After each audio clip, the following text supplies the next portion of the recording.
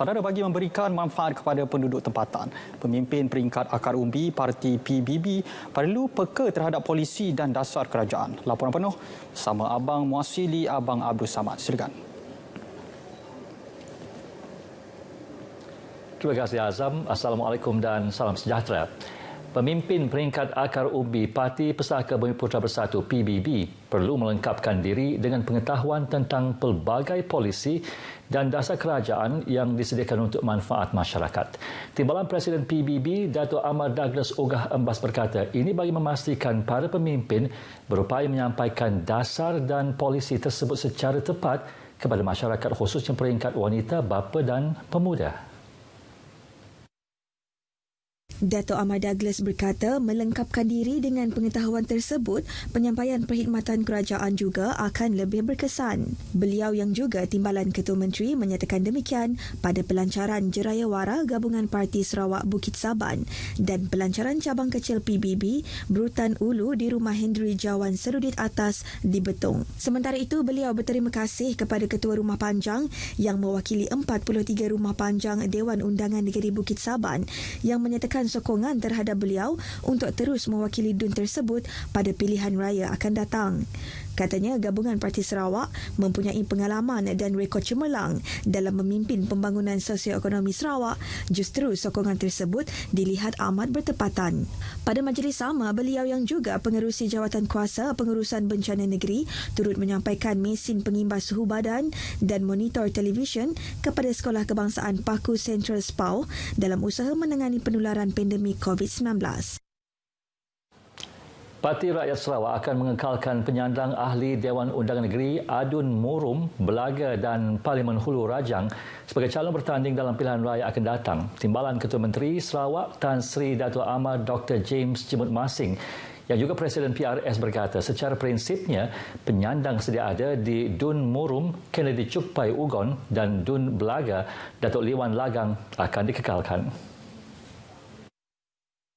Namun ia tertakluk kepada keputusan muktamad daripada Ketua Menteri Datuk Patinggi Abang Johariddin Openg selaku pengerusi Gabungan Parti Sarawak GPS. Jadi siapa jadi calon itu hari segi parti Jamai Kumadah, hari segi parti segi yang berhormat Cokpai dipilih jadi calon itu.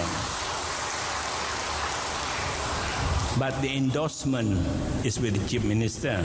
Ia belum ada betul kendanya pengabaya. Tang dari segi parti muda, hari di Murum tu yang berhormat Cokpai, hari Belagal tu yang berhormat Datuk Liwan Lagang jadi calon. Hari balik sampai temu nanti Kepala Menteri di koalisi asuhai lah. Malah sekiranya pilihan raya negeri dan parlimen diadakan serentak, Ahli Parlimen Hulu Rajang Datuk Wilson Ugak Kumbong juga akan dikekalkan sebagai calon parlimen Hulu Rajang. Datuk Wilson Ugak di Hulu Rajang tu lah. Jadi dari segi parti, segi yang berhormat Wilson Ugak Kumbong jadi calon kita Hulu Rajang. Tan Sri Dato' Ahmad Dr. James Jimut Masing berkata demikian ketika berucap di majlis perasmian Dewan Serbaguna Rumah Licong Sungai Sebutin Tubau. Menurut beliau, pencapaian positif dan memberangsangkan Kennedy Cukpai di DUN Murum pada penggal pertama menerusi sokongan rakyat di kawasan tersebut sebagai suatu yang wajar dikekalkan. Malah katanya menerusi kerjasama erat di bawah Parlimen Hulu Rajang dan DUN Belaga menerusi Datuk Liwan Lagang, usaha membangunkan kawasan di bawah pentadbiran PRS akan terus berjaya pada masa akan datang. Di bawah Parlimen Hulu Rajang terdapat 3 kawasan DUN iaitu DUN Murum, Belaga dan Baleh dan ia diwakili oleh PRS.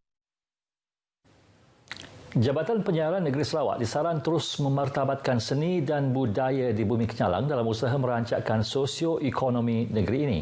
Menteri Muda Wanita, Keluarga dan Pembangunan Kanak-kanak Datuk Rozi Yunus menyatakan ia dapat diketengahkan menerusi penganjuran program-program di saluran televisyen dan radio serta media sosial rasmi. Datuk Rozi Yunus berkata langkah ini adalah perlu bagi membantu meningkatkan taraf hidup penduduk di Sarawak untuk memasarkan produk dan hasil seni masing-masing di luar kawasan. Beliau berucap demikian semasa merasmikan program Juh Berambih @RTM di Miri bagi mewakili Timbalan Ketua Menteri Dato' Amar Awang Tengah Ali Hassan. Dalam pada itu, beliau menyatakan penghargaan kepada RTM kerana telah banyak membantu pemimpin tempatan dalam menyampaikan perancangan pembangunan mereka kepada penduduk negeri ini. Pada majlis yang sama, Datuk Rozi turut mengumumkan peruntukan RM5,000 kepada Kelab Sosial Miri FM untuk pelaksanaan program dan aktiviti. Anugerah Carta Sapa Juara ACSJ akan terus dimantapkan bagi memartabatkan industri muzik Iban dan Dayak di bawah Jabatan Penyiaran Negeri Sarawak. Penerbit ACSJ Bana Jimbat berkata ia adalah untuk menggalakkan lebih ramai anak seni, khususnya penyanyi Dayak, bersama-sama merancakkan industri muzik. Bana Jimbat memberitahu penganjuran ACSJ diyakini menjadi platform terbaik memartabatkan industri muzik Dayak kerana kepelbagaian saluran radio tempatan menyiarkan hasil karya penyanyi Dayak. Objektif adalah untuk memartabatkan industri muzik Iban, lagu Iban ataupun lagu Dayak lah. Sebab sebelum ini kita tak ada platform lain untuk kita memartabatkan industri muzik kita. Beliau yang ditemui pemberita selepas program pengingat ACSJ Juh Berambih @RTM di Miri juga memberitahu penganjuran pengingat ACSJ ini berkonsepkan rakaman tanpa penonton berikutan pandemik COVID-19.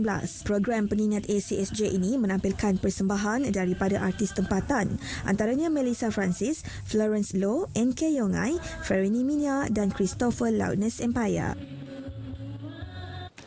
Pasukan Batalion ke-13 Regimen Askar Melayu Diraja berjaya mematahkan cubaan pendatang asing tanpa izin parti menyelinap masuk ke Sarawak malam tadi. Markas Division Pertama Infanteri Malaysia menerusi kenyataan berdedahkan dalam kejadian kira-kira pukul 11.45 malam itu, sepasukan anggota diketuai Sarjan Muhammad Nasaruddin Hamdan yang sedang melakukan rondaan keselamatan di laluan lorong tikus di Sempadan, Sarawak, Kalimantan Barat telah terserempak dengan 6 orang awam yang mencurigakan. Kesemua individu tersebut sedang berjalan memasuki Malaysia dan dalam proses merentas sempadan Malaysia-Indonesia daripada Entikong. Setelah ditahan dan diperiksa, parti tersebut didapati membawa beg pinggang, 4 unit telefon bimbit serta sejumlah wang tunai yang dianggarkan bernilai RM300. Kesemua parti yang ditahan telah diusir keluar bagi mengelakkan kes penularan COVID-19 di pusat tahanan seperti saranan Menteri Kanan Keselamatan Datuk Seri Ismail Sabri Yaakob yang menyatakan operasi benteng kini memfokuskan pendekatan pengusiran parti berbanding tangkapan. Laporan polis berkenaan operasi tersebut juga telah dibuat di Balai Polis Tebedu. Duduk di rumah kekal selamat bagaikan slogan bagi tahun ini, namun tidak semua insan menikmati kediaman yang selamat. Di Kampung Semariang Batu Kuching, sebuah keluarga terpaksa berteduh di kediaman ibarat sebuah pondok terletak di kawasan tanah berpaya dengan serba kekurangan. Tiada bekalan elektrik, tiada pekerjaan tetap dan bakal menimang cahaya mata ketiga, saudara baru kita Muhammad Norizan Rikin Abdullah, kuatir bayi yang akan lahir itu kelak menerima nasib yang sama seperti kakak dan abangnya lahir di rumah.